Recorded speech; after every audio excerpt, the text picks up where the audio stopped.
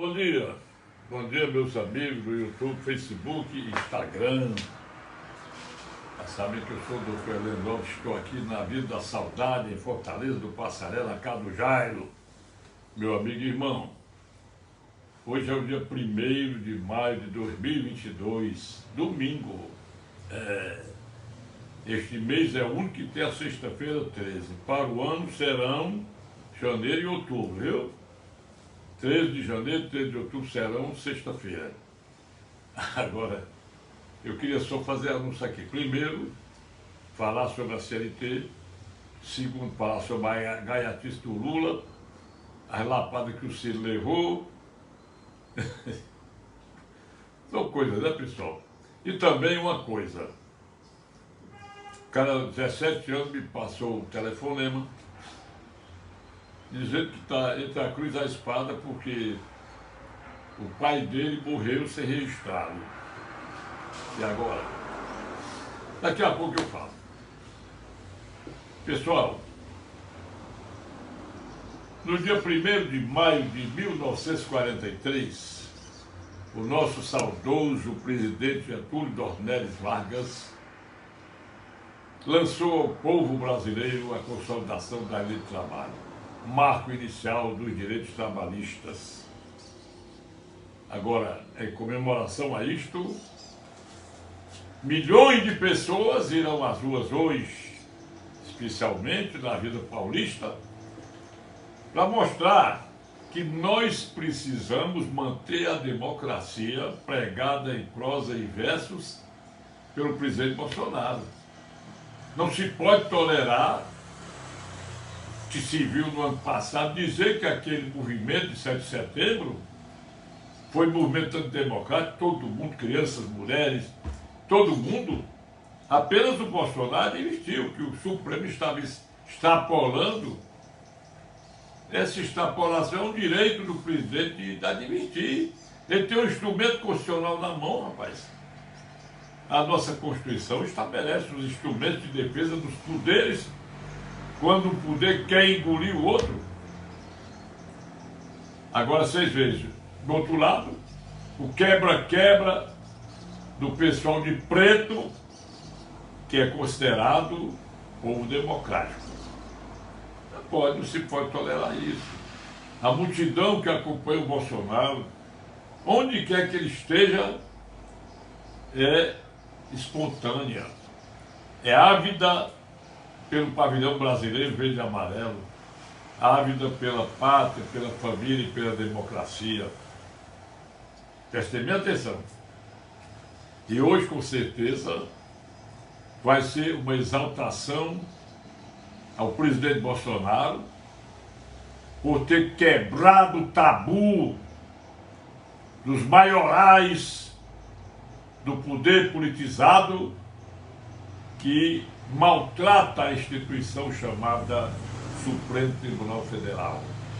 Porque os ministros que ali estão, no dizer do artigo 102 da Constituição Federal, deveriam ser os guardiões da Constituição Federal, mas eles se aproveitam da condição de políticos ligados ao PT para fazerem o que fazem. Vocês vejam como o negócio é feio. Quando o processo interessa, anda ligeiro. Quando o processo interessa negativamente ou omissamente, eles não estão nem ligando. Eu duvido que o senhor Alexandre de Moraes ou qualquer ministro coloque em pauta pelo menos um processo do Renan Calheiros. Não coloca. Não sei quem tem o rabo preso, se é essa turma do Supremo, se é o Renan Calheiros. Porque o Renan vive paparicando e eu obtendo vantagem. Agora, vocês vejam uma coisa. Eu assisti ao Lula e ao Randolfo Rodrigues. O Randolfo Rodrigues fazendo um discurso quente, demorado, esculambando o presidente Bolsonaro, dizendo que era um governo de corrupção, que diabo, e que ninguém investiga, e que tal. e elogiando o Lula.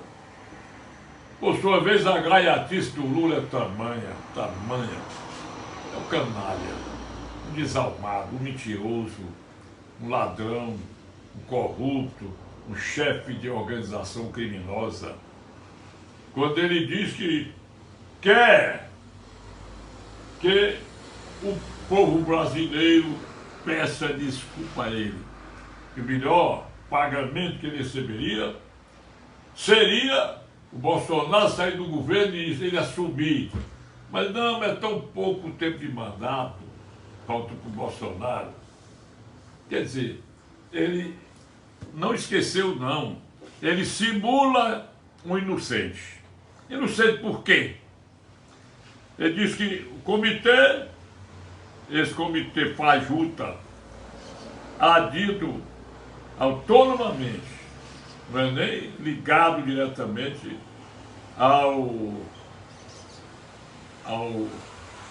às Nações Unidas através do seu comissariado dos direitos humanos.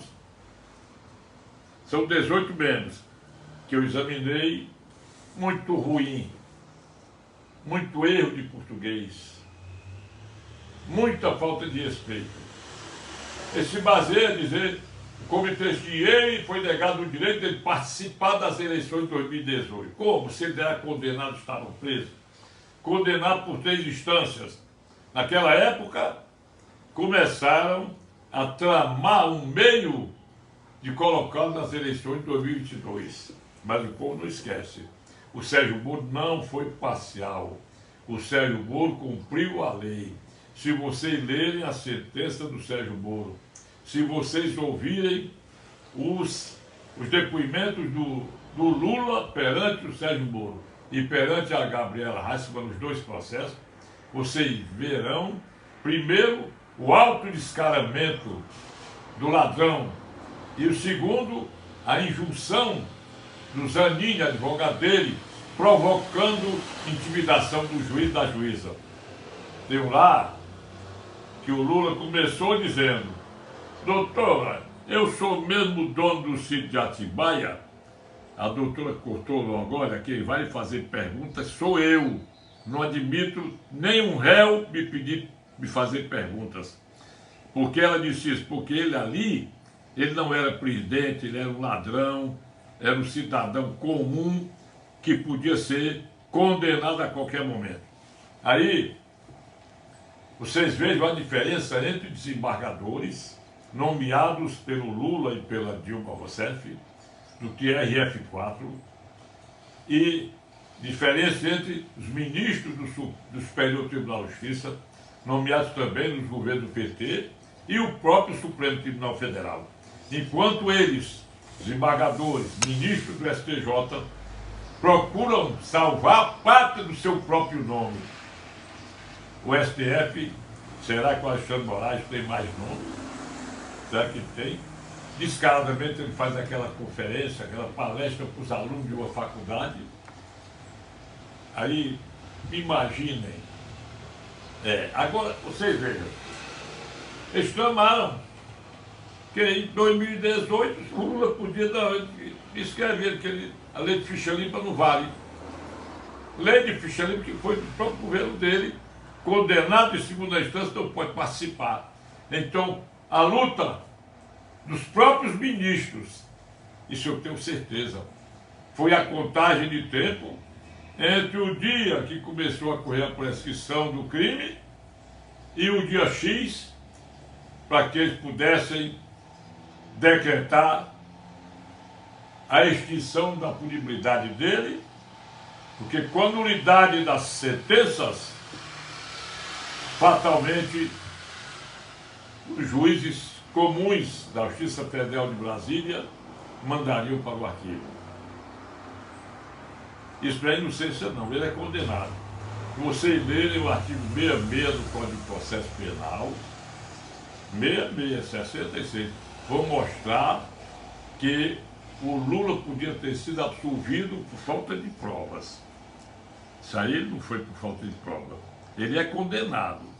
Ele é condenado. Agora a condenação dele foi nula por filigranas dos senhores ministros do STF, que são adidos culturais do Lula.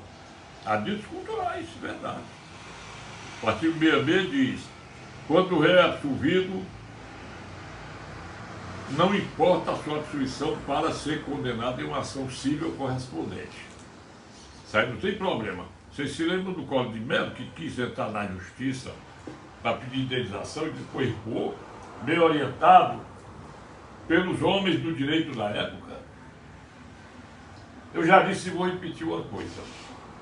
Nós temos outros dois dispositivos do Código de Processo Penal. O do artigo 64, que quase igual ao 66, mais ou menos assemelha o direito de propor uma ação contra o absolvido, o réu absolvido, uma ação na área civil, e também até a suspensão da ação civil até a penal correspondente. Ou seja, você está respondendo a um processo criminal e eu, por exemplo, entro com uma ação civil cobrando danos em razão daquele crime.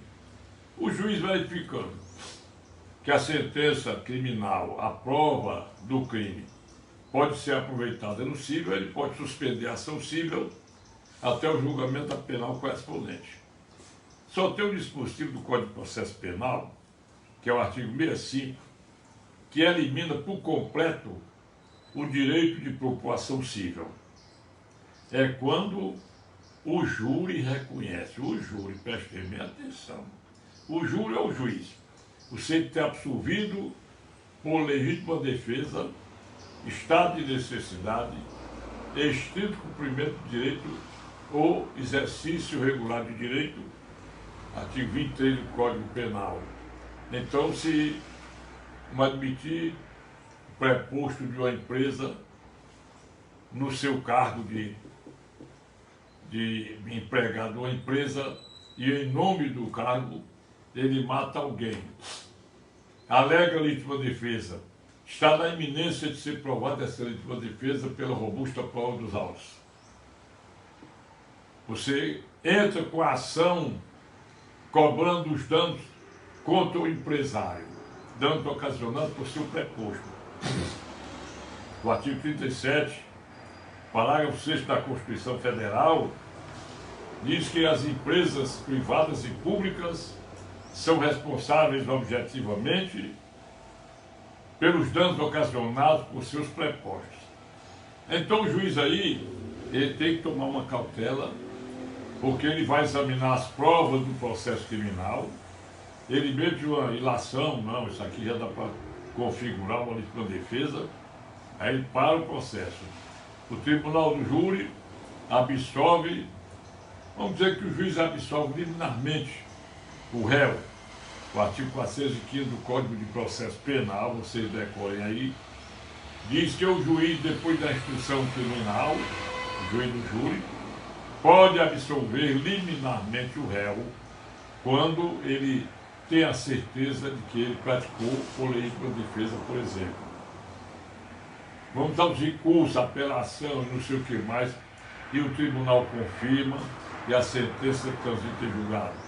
Então, essa decisão que absolve o réu por legítima defesa faz coisa julgada no cível e aquela ação civil de cobrança de danos materiais e morais, em face do homicídio, por exemplo, ela perde o efeito, ela é julgada improcedente por força do artigo 65 do Código de Processo Penal. Temos mais um dispositivo muito bom, que é o do artigo 200 do Código Civil. Atenção pessoal, abre a cartilha aí, olha o artigo 200 do Código Civil. Toda ação civil que tem origem em processo criminal, fato criminoso, não corre a prescrição enquanto não definida a ação penal.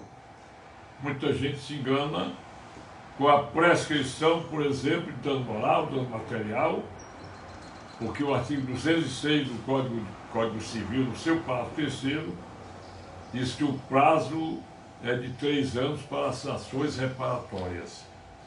Mas tratando-se de ação e cobrança respaldada em fato criminoso quando define a sentença penal condenatória, absolutória ou extintiva da punibilidade, é que começa a correr o lapso temporal de 3 anos. Então, esses 3 anos não começa a correr do dia do fato, mas sim do dia da sentença que definir o processo criminal. Outra coisa que eu tinha visto nas redes sociais,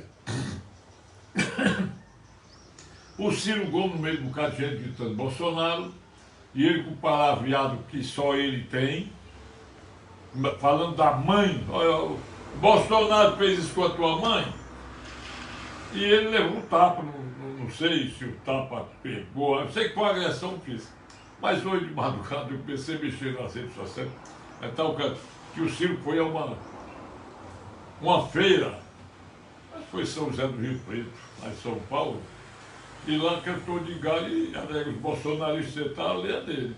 Bem feito, né? Ele devia ter menos compostura, porque o cara que acha que deve impor a sua vontade é muito gaiato, né? Mais uma vez eu lembro uma coisa, o Lula não é inocente, ele continua sendo ladrão dos cofres públicos. Ele continua o chefe da ORCRIM, quer dizer, organização criminosa que saqueou o Brasil. Ele continua sendo comunista, porque o que ele prega em favor da Venezuela, da Colômbia, da Nicarágua, de Cuba, da China, e ele quer implantar o socialismo chinês. Essa palavra socialismo é gaiato, é comunismo, né? Aí ele quer tirar a pecha dele, que não é comunista, que é um ateu, e diz que o Bolsonaro é que simula crer em Deus, simula pregar a Deus. Lula, tu vai te aquietar, porque você está com o bucho cheio de cachaça, você está falando ruim, você já é ruim no português, já é péssimo nos argumentos, você já é bastante conhecido e você teme o povo brasileiro, você teme, porque se você não temesse, eu duvido que você vá hoje para a Avenida Paulista, ou então para lá, como é, a outra avenida lá, é o outro canto lá, está dito aí nas redes sociais. Então eu peço a vocês, vamos todos assistir, vamos botar a bandeira verde e amarela, vamos ligar a televisão, gravar vídeos, espalhar os vídeos sobre a grande marcha cívica do Brasil deste dia 1º de maio, com a bandeira verde e amarela, Deus, pátria e família. Nós somos da democracia, não admitimos voltar, não admitimos o retrocesso desse vagabundo, desse Randolfo Rodrigues que não tem vergonha de elogiar o Lula.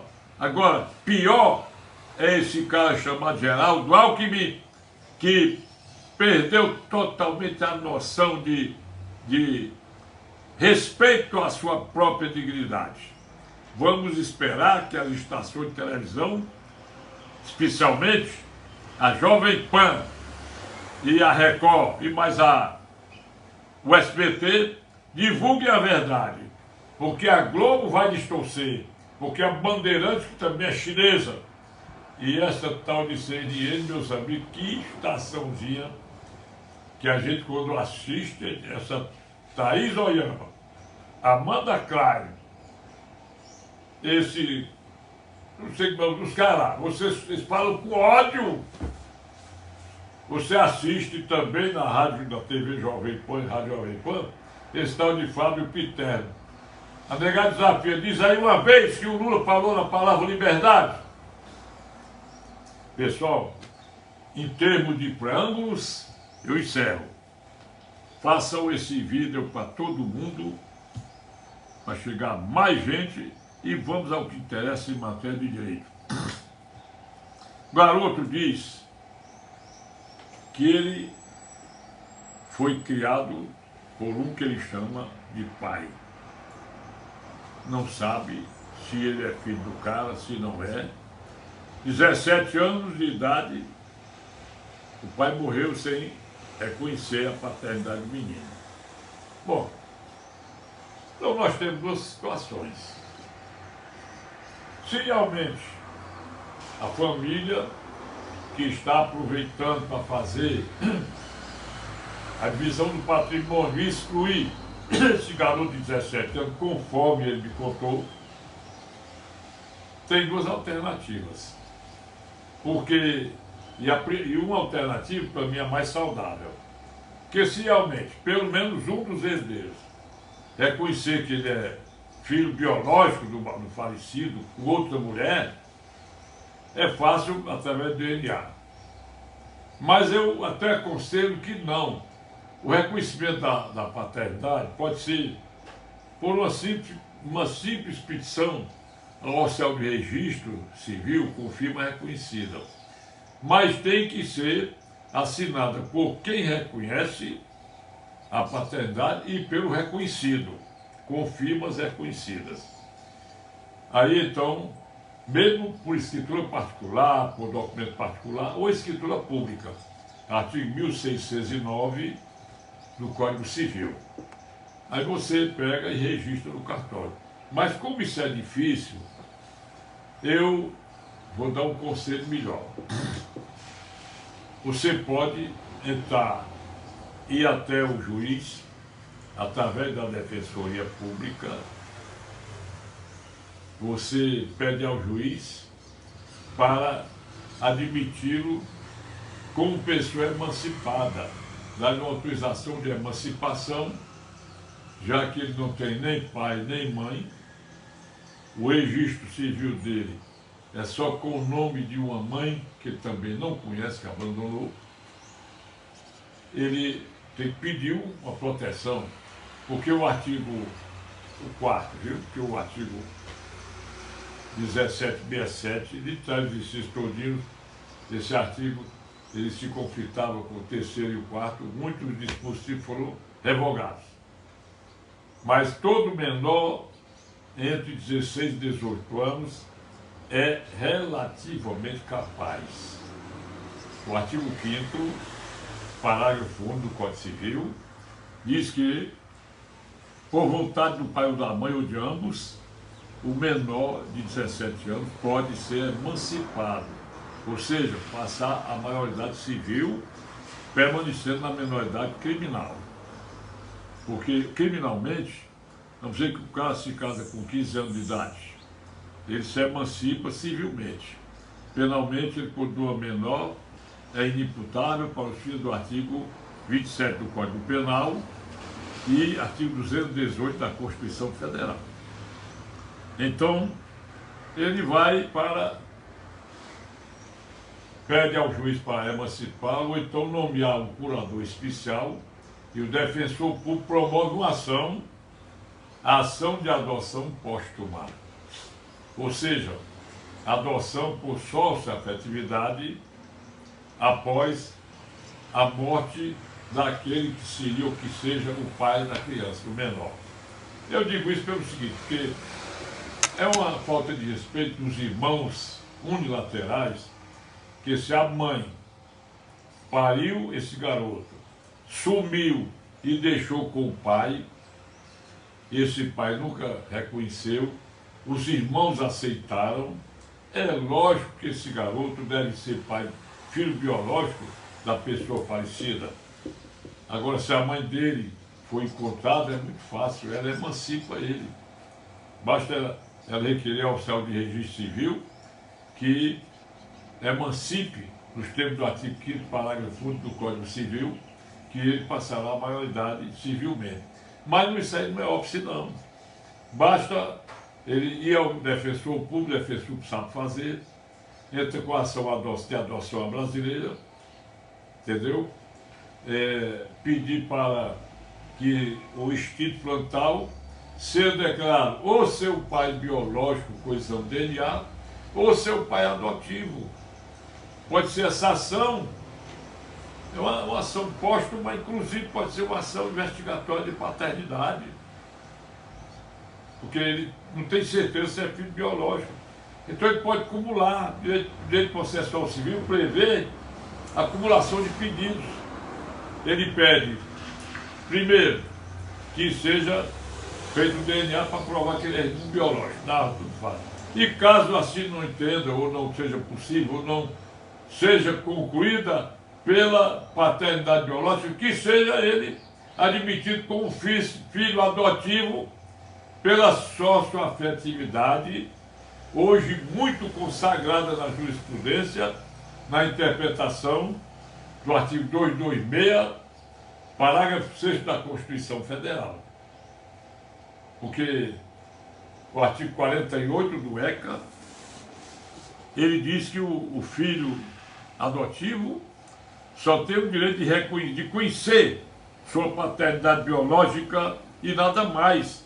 Isso é homenagem ao artigo 1º, inciso 3º da Constituição, que estabelece o amplo alcance do direito de cidadania.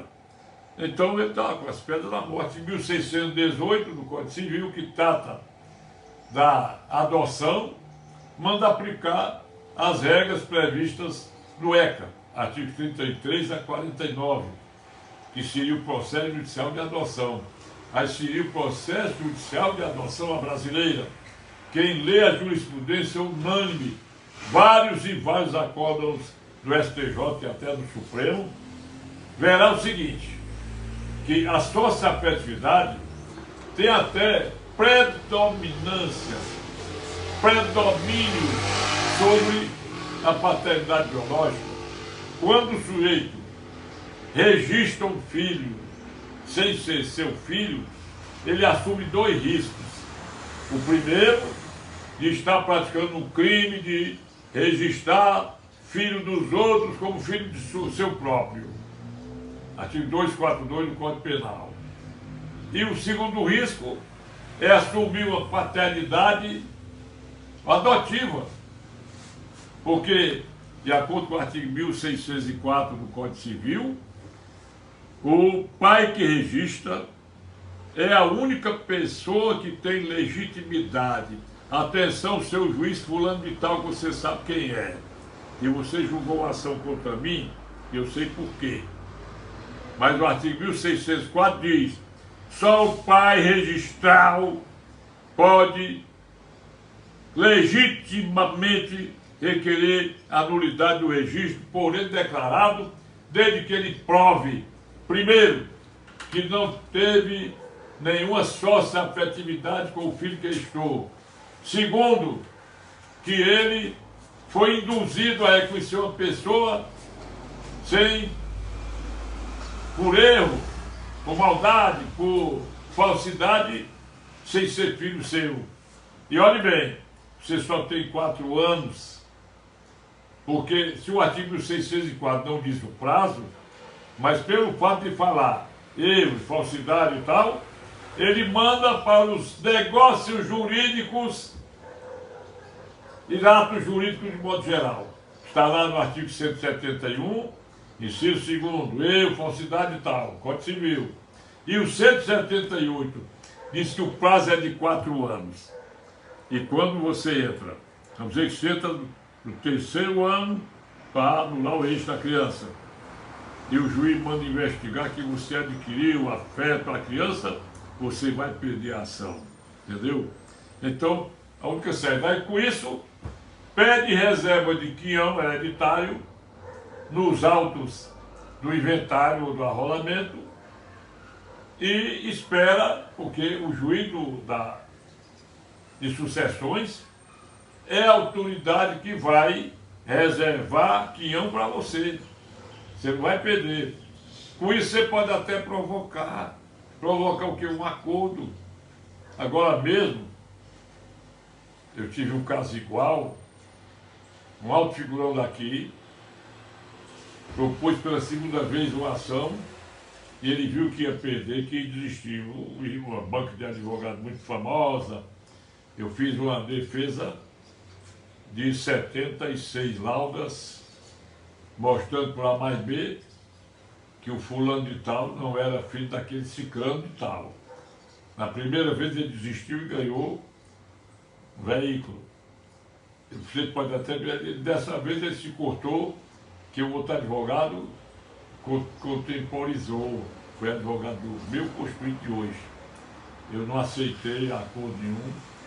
Eu digo, você tem que reconhecer que o fulano não foi seu pai biológico, nem é.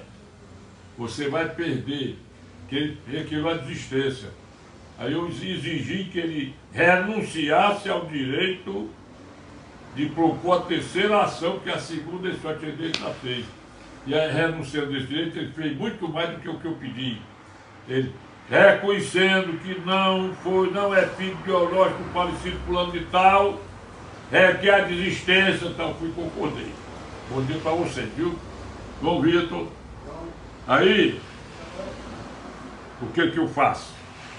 O que eu faço agora é só pedir aos senhores para comparecerem às ruas vestidos de verde e amarelo.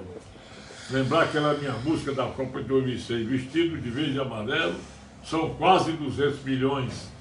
Vamos colocar o pavilhão na rua. Dentro em pouco, a Luziredo do Cavaquinho estará gravando a minha música da Copa de 2022. Aí ela vai começar com o hino à bandeira, o pavilhão nacional.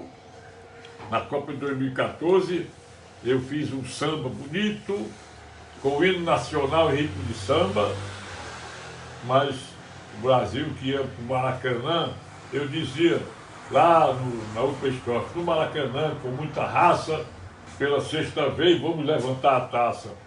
Dessa vez, ao invés de elogiar a seleção, eu estou dizendo, meus versos, alô jogador brasileiro, é hora de jogar com emoção, lá nos gramados do Catar, há de brilhar a nossa seleção. É isso que eu digo, há de brilhar o nosso pavilhão, desculpa, há de brilhar o nosso pavilhão. Vou repetir. Alô, jogador brasileiro, é hora de jogar com emoção. Lá nos gramados do Catar, há de brilhar o nosso pavilhão. Tem a segunda parte que eu não sei, eu sei a letra, mas não vou dizer. Então vocês vão ter essa música no YouTube da Luziredo do Cavaquinho, porque eu digo que o hexacampeonato será o nosso presente de Natal. Então bom dia para vocês. 1º de maio, já se venceram 4 meses, o primeiro terço do ano de 2022. Bom dia para vocês. Espalhem meu vídeo, curtam, deixem seu like ou dislike, compartilhem, inscrevam-se nos meus canais, porque é melhor para o meu trabalho e para as plataformas. Você, o Marcos Almeida, aí em São Paulo. Obrigado pela vontade de me ajudar. A todos vocês. Eu vou dizer o meu WhatsApp, para vocês pedirem uma música para o programa Morrendo de Saudade, são Anos Dourados, Rádio Assunção, Rádio Web Paju, RádioDVC.com. Ou uma mensagem pequenininha de texto ou voz, pedindo uma manifestação de direito que eu farei amanhã logo. Meu telefone WhatsApp, 85 é o DDD, 999453883. Obrigado e até amanhã.